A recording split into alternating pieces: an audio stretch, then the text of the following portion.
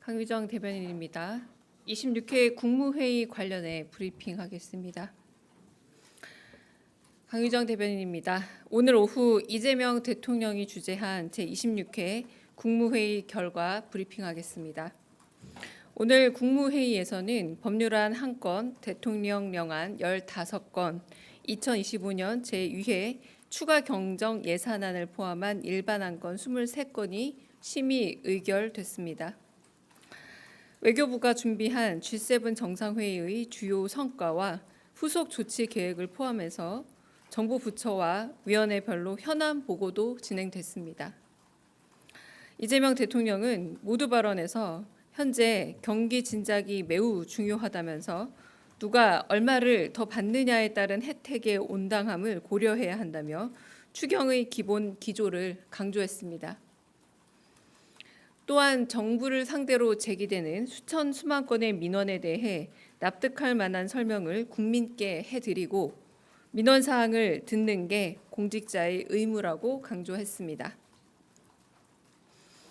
이어 이재명 대통령은 안건으로 상정된 각각의 법안에 대해 꼼꼼한 질의응답을 이어갔습니다. 오늘 결의된 안건 중에 국가과학기술 경쟁력 강화를 위한 이공계 지원 특별법 시행령 일부 개정령안, 아동학대 범죄의 처벌에 대한 특례법 시행령 일부 개정령안, 국민연금법 시행령 일부 개정령안, 노후계획도시 정비 및 지원에 관한 특별법 시행령 일부 개정령안, 마지막으로 1229 여객기 참사 피해 구제 및 지원 등을 위한 특별법 시행령안은 이재명 대통령이 후보 시절 약속한 공약의 실현이자 실행임을 밝힙니다.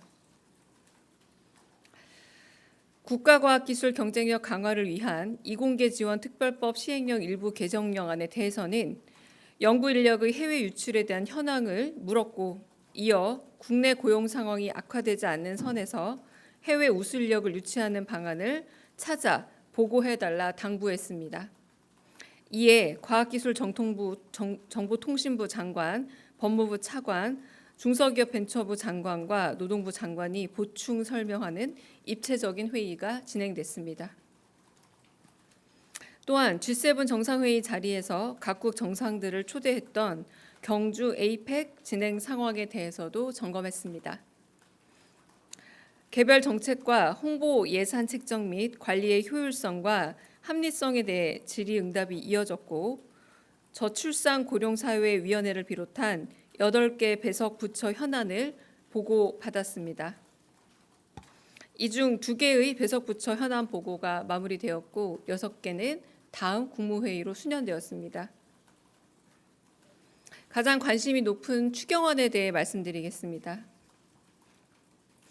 이재명 정부는 최근 경기 부진과 민생의 어려움, 우리 경제가 당면한 현안에 대응하기 위해 30조 5천억 원 규모의 추경안을 편성했습니다.